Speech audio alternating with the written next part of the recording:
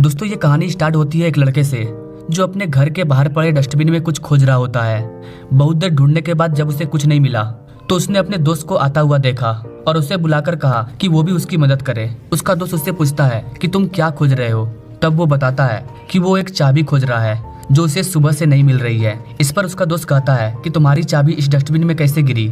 तो वो लड़का कहता है कि चाबी इस डस्टबिन में नहीं गिरी, वो तो घर में ही कहीं पर होगी। इस पर उसका दोस्त गुस्सा होते हुए कहता है कि चाबी अगर घर में गिरी है तो तुम इस डस्टबिन में क्यों ढूंढ रहे हो। वो लड़का कहता है कि मेरे घर में लाइट चली गई है और अंधेरा हो गया है, इसलिए मैं डस्टबिन में चाबी ढूंढ रहा हूँ। भले ही ये स्टोरी आपको समझ में नहीं आई लेकिन ये हम सबके लाइफ में हो रहा है, ये हमारे लाइफ से रिलेटेड है। इस कहानी में आपने देखा कि जो चीज उसके घर में थी वो उसे बाहर डस्टबिन में खोज रहा था और कितना भी समय देकर वो डस्टबिन में चाबी खोजता, आखिरकार वो चाबी नहीं ढूंढ पाता क्योंकि चाबी उस डस्टबिन में है ही नहीं। ठीक उसी तरह जब कभी भी हम अपने लाइफ में फेल होते हैं या हार जाते हैं या हमारे साथ कुछ गलत होता है तो हम उसका जिम्मेदार खुद को नहीं बताते, हम खुद को गलत नहीं कहते बल्कि अपने पेरेंट्स, अपने रिलेटिव या फिर दोस्तों या किसी और को जिम्मेदार ठहराते हैं। हम कहते हैं कि अगर मेरे साथ ये चीज नहीं हुआ होता, ये व्यक्ति ऐसा नहीं करता तो शायद मैं कामयाब हो जाता। यानी कि जब भी हम असफल होते हैं तो दुनिया को दोष देते हैं और अगर गलती से भी कुछ अच्छा हो जाए तो इसका श्रेय हम खुद ले लेते हैं। हाँ भाई, ये मेरे वजह से हुआ है, मैंने बहुत मेहनत किया।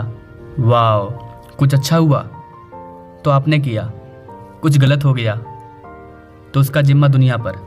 लेकिन याद रखिएगा, विकास आपको हमेशा बताता है कि जब भी आप किसी पर उंगली उठाते हो तो 3 उंगली आपके तरफ होती है। अगर सामने वाले की एक गलती है तो उसमें 3 गलती आपकी है जो आपको दिख नहीं रही है।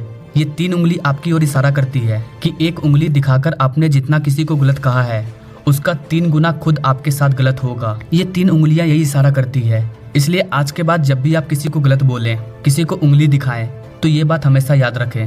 और जब तक हम अपनी समस्याओं के लिए, अपने फेल्योर के लिए दूसरे को गलत साबित करते रहेंगे, किसी दूसरे को जिम्मेदार ठहराते रहेंगे, तब तक हम अपने लाइफ में कभी भी सक्सेस नहीं होने वाले हैं। आप कॉपी कलम लेकर के लिख लीजिए।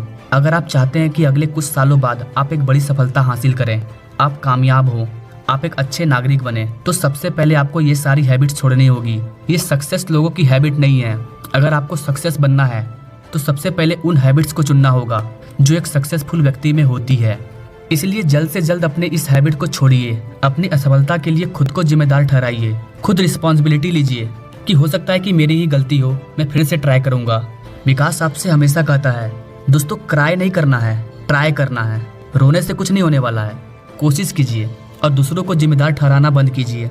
अभी रिसेंटली में एक्टर अक्षय कुमार की बहुत सारी फिल्में लगातार फ्लॉप हो रही है, जिसके बारे में बताते हुए उन्होंने कहा कि अगर ऑडियंस को मेरी फिल्म अच्छी नहीं लग रही है तो इसमें मेरी गलती है, मुझे खुद पर काम करना होगा। यानी कि जो भी हुआ इन्होंने खुद जिम्मेदारी ली।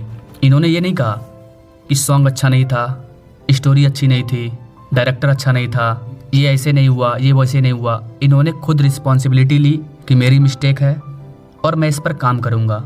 और एक सक्सेसफुल व्यक्ति की यही पहचान है। सक्सेसफुल आदमी सक्सेस है इसलिए उसके पास ऐसी हैबिट है।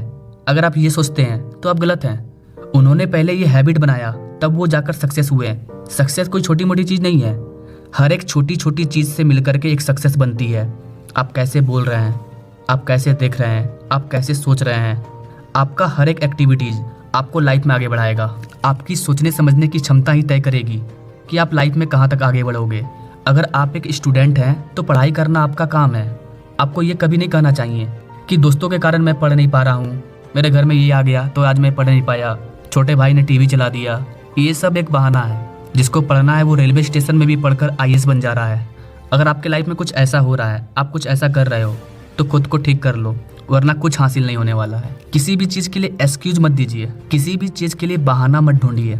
उम्मीद करते हैं इस स्टोरी से आपको कुछ सीखने को मिला होगा और आप इसे अपने लाइफ में उतारेंगे। Now thanks for watching this video. मिलते हैं नेक्स्ट वीडियो में एक नई इंस्पायरिंग स्टोरी के साथ। तब तक के लिए जय हिंद।